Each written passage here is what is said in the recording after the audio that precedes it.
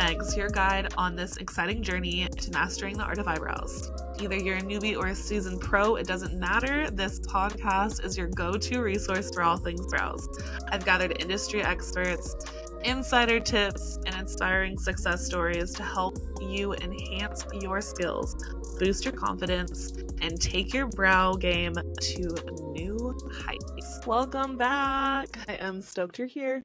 It's another solo episode with me, Megs, your host of Brow Education. I am excited to chat today. I had asked students, I guess members. I have a channel on IG. I guess I should have just started there. I asked, and this was an episode that was requested. So we are talking today about imposter syndrome, the actual worst bully ever. Seriously. Awful. Just awful. And I'll be celebrating 9 years this year in the industry. I have successfully built a brow business. I am about to increase my prices because it's been so difficult to get in with me lately. Goes to show just where I'm kind of at in the business, in the world of, we're just listing accolades, I guess you could say. I've built out multiple trainings. I have 2 manuals. One is a hand-tied threading manual teaching my method of threading that apparently is a little bit different than most people the more I find other educators and just like other threaders. I also have a brow lamination manual, which is also unlike any other that I've seen because it focuses on the science and is 100% non-branded. So it has brand tips in it, but it doesn't have it's not following just generic branding guidelines. So I have done all of that. I have a published article in Skin Inc., more to come. I have made 6 figures in my business as of last year.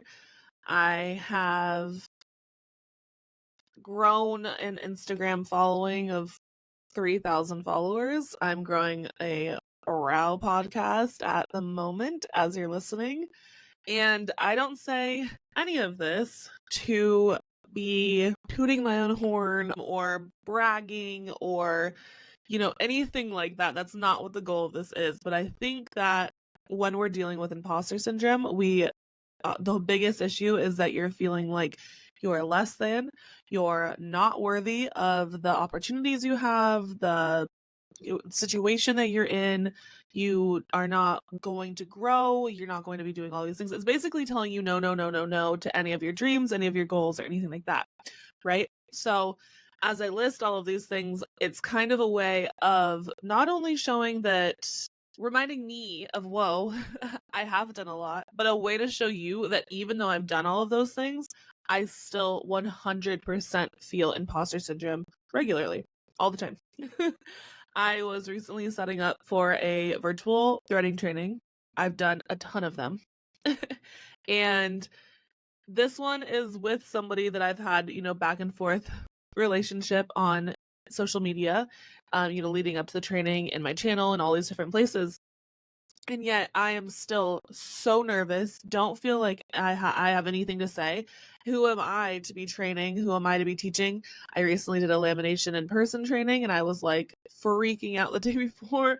I'm going through and reading my manual that I wrote, like reminding myself of like, what do I need to talk about? What do I know? What do I have to share? So I feel like when you're new, you think that once you hit boom, boom, boom, boom, boom, all these goals and you check those boxes, I'm going to feel better. I'm going to feel like I know exactly what I'm doing. I know what I'm talking about. I know everything, right? You're going to cross this magical finish line and immediately feel encapsulated into that person, embodiment, whatever mindset that you think of a successful person, a traditional successful person. And as somebody who has crossed a lot of goals and dreams of mine that I've had over the 9 years I've been in the industry, I'm here to tell you, it feels fucking awesome. Don't get me wrong, but it doesn't change anything. I don't feel any different. I still feel like that newbie. I still am regularly humbled by just silly things, and I learn new things every day, and I change my mind when new information is provided to me, and I am wowed by other educators and artists, and I am humbled regularly. But the things that imposter syndrome is telling me, or that internal bully or whatever, is not true, and it's not real. The thoughts sometimes that anxiety or depression can trigger, which I guess diagnosed or have, whatever you want to say. I've gone to therapy and gotten, still ongoing, forever ongoing. If you're anybody trying to deal with any of that, you know that that is an ongoing journey. A little off topic, but these nasty things cycle through your head, and imposter syndrome is a big one, especially for people like us in the beauty industry that are very forward facing with social media. We have to, whether you're an educator or not, you're in front of an audience trying to be like, hey, I know what I'm talking about, and you're educating and all these things, and you want to position yourself as this expert and educator and there to help and assist your clients in any way that you can. And every once in a while, that nasty bully, starts chatting in your ear, and you feel less than or incapable. And we need to remember that our thoughts are just that. They're like the clouds. I've heard this analogy before. They're like clouds. They come and go. You can view them. You could watch for a little bit, but they're going to keep passing, and you got to let them pass. You don't want any sort of thundercloud or storm where they hover and sit for a lot longer. That's not as fun. It's a lot better when they're just moving on. And you're allowed to hear these thoughts and listen to them, but let them pass, and remember that they're not truth. These are just things that are coming through your head, and it's not always reality. Now, it's not reality, I mean, sometimes obviously our thoughts are not um they're not all bad, they're not all good, and they're not all negative, and they're not all positive. We have this range of emotions and thoughts, and that's what makes us human and our human experience. And it's so uncomfortable, and it's a horrible feeling. And I feel like, unfortunately, given our industry and our, if you're a small business owner or a solopreneur or whatever, even as an employee, you are going to feel these thoughts, because we're trying to make some big changes. And with browsers, there's a lot of stress with it. We want to make sure that we're not removing too much. We're understanding our clients, and we're meeting their goals that they have.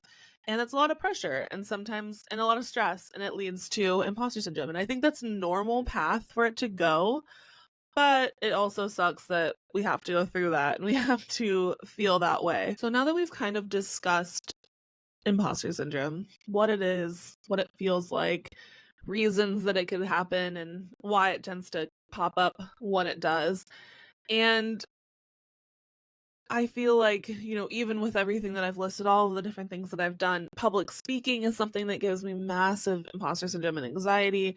And yet I've done it, and I do it over and over again. I'm a literal podcast sitting here talking. I get a little bit of a pro by being in my own home, in my home office, all by my lonesome as I do this. And when I click publish, I can put it out of my brain that it's already out there, and it's gone, and it's doing its thing. And I don't have to feel like I'm in front of an audience. Whereas a situation like when I did a trade show and I was teaching in public, I was literally sweating. I think my husband picked me up that day, and I was like, my butt is sweating. Like, I'm so wetty. Every crevice is sweating.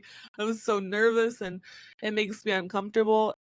I mean, I love it. Don't get me wrong. I have never felt the passion of anything in my career, which I'm very passionate about, but I've never felt the height of passion that I do for education. So that being said, the fact that I feel that way, and it fires me up, and the energy is unreal, and it's my favorite thing to do, I feel horrible going into it. And sometimes during, like I said at that trade show, I was sweating.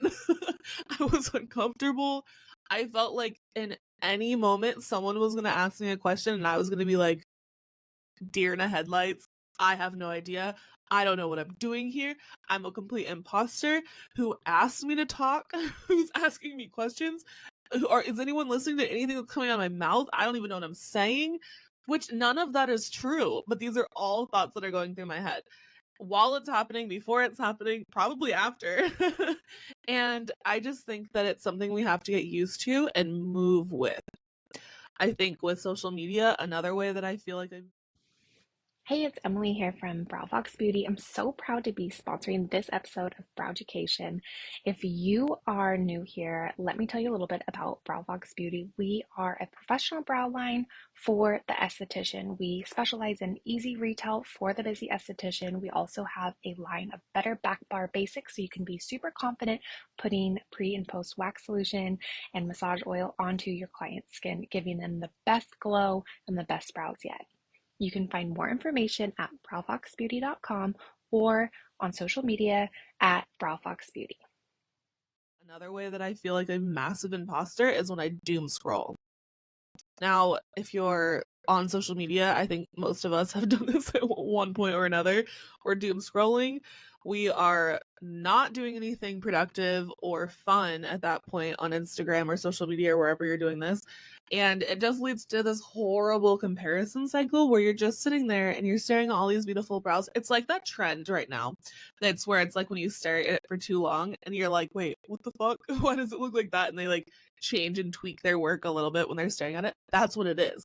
We're like staring and finding, and I don't know about you, but I love following incredible artists that are, you know, better than I am, or are putting out this flawless work, or maybe they're better content creators than I am, and I'm terrible at getting photos of my work when I'm in the studio. So I look at these photos in their highlight reel because ultimately that's what Instagram is. Not a lot of us are posting the bad times, and you know, even if we are, they're definitely not getting a spot on our feed.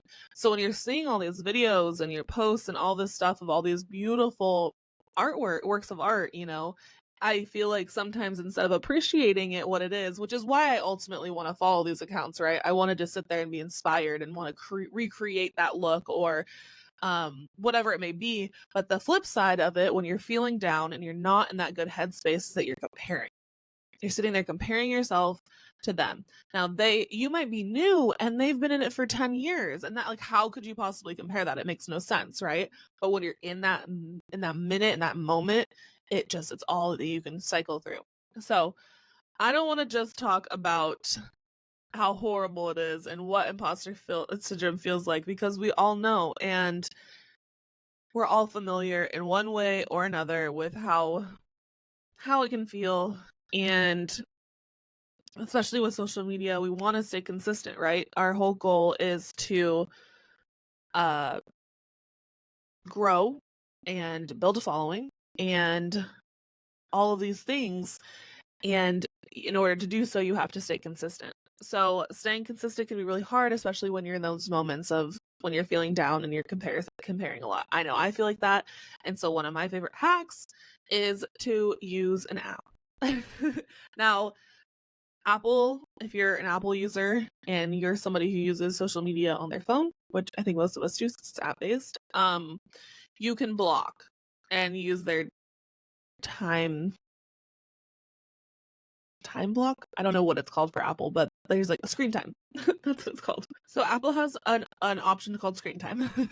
And it's great. I used it for a while, but I need stricter rules. I need you to be harsh with me. And so I found an app called Opal. Now, my mindset is a goal that I'm having for this year, 2024, and probably on a lot of the other years, but I haven't taken it as seriously as I do now. So the difference with Opal is that it's going to help and be a lot more strict. It's actually settings. So you can like do basic, like strict goals, timeout, and like difficult, or it really will not let you back into that account.